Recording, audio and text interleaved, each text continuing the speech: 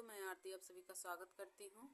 बहुत ही सुंदर गीत लेके आई हैं दोस्तों। अगर अच्छा लगे तो लाइक सब्सक्राइब जरूर कीजिएगा। विवाह गीत है, अगर अच्छा लगे तो कमेंट में जरूर बताइएगा हमारा गीत कैसा लगे। बाबा दुआरा मारे निबिया के पेड़ावा हो, बाबा सुतल चित जी। बाबा दुआरा मारे निबिया के पेड़ावा हो, बाबा सुतल चित जी। जेकरे ही घरावा में कन्या कुंवारी हो, ते कैसे सुतियन चित जी। जेकरे ही घरावा में कन्या कुंवारी हो, ते कैसे सुतयन चित जी।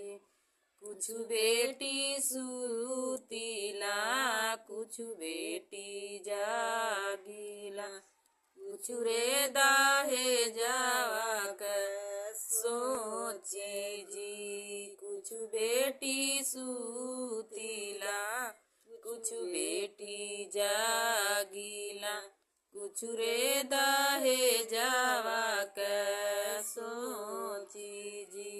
बाबा दुआरा मारे निबिया के पेड़ावा हो, पापा सुतल चित जी। पापा दुआरा मारे निबिया के पेड़ावा हो, पापा सुतल चित जी।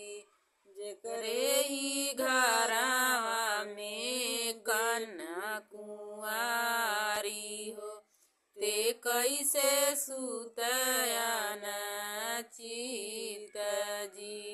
जेकरे ही घरावा में बेटी कुंवारी हो, ते कैसे सुतयन चित जी। कुछ बेटी सुतीला, कुछ बेटी जागीला, कुछ रे दाहे जावाक सोची जी। कुछ बेटी सुतीला, कुछ बेटी जागीला, कुछ रे दाहे जावाक सोची जी। चाचा दुआरा मारे निबिया के पेड़ावा हो, चाचा सुतल चित जी। चाचा दुआरा हो निबिया के पेड़ावा हो, चाचा सुतल चित जी। जेकरे ही घरावा में बेटी कुंवारी हो, ते कैसे सुतयन चित जी। जेकरे ही घरावा में बेटी कुंवारी हो, ते कैसे सुतयन चित जी।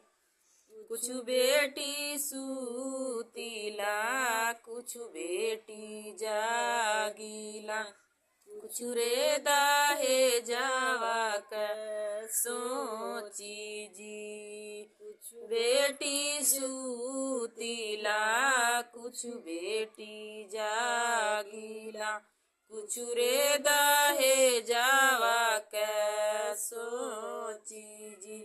भैया दुआरा हो निबिया के पेड़ावा हो, भैया सुतल चित जी। भैया दुआरा हो निबिया के पेड़ावा हो, भैया सुतल चित जी। जेकरे ई घरवा में बहिना कुंवारी हो ते कैसे सुतयन चित जी। जेकरे ई घरवा में बहिना कुंवारी हो ते कैसे सुतयन चित जी। कुछु बहिना सुतीला कुछु बहिना जागीला कुछु रे दहेजवा के सोची जी। कुछु बहिना सुतीला कुछु बहिना जागीला कुछु दहेजवा